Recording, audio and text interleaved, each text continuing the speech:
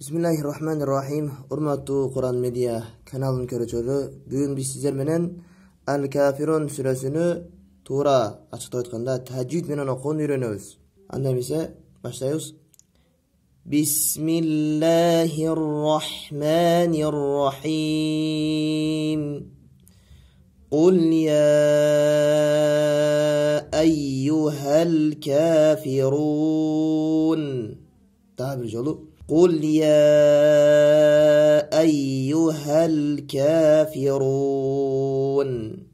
لا أعبد ما تعبدون لا أعبد ما تعبدون ولا يتاه كبسولي كزيشين قتلان بيري أعبد جنا تعبدون سوزن لغا عين تبشي Hamza aylanıp a'budu ma ta'budun deb o'qil qiladi. Deb bo'lsa keda ta'budun so'zining ayni bo'shi sozilib ta'budun deb o'qilgan uchunlarda kelishadi. O'shandan ayni taqdana o'z o'rnidan chiqaramiz. Ma ta'budun ma ta'budun.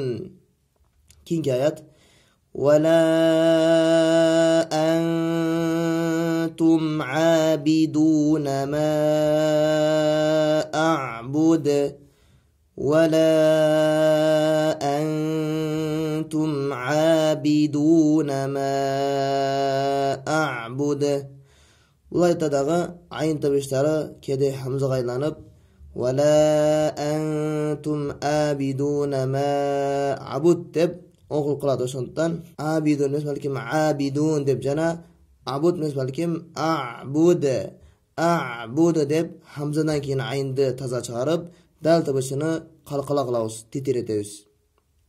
Keyingisi wala ana abidum ma abattum ولا أنا عابد ما عبدتم ولا أنتم عابدون ما أعبد ولا أنتم عابدون ما أعبد لكم دينكم ولي دين لكم دينكم ولي دين.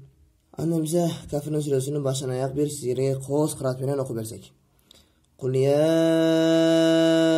ayyuhal kafirun la a'budu ma ta'budun ولا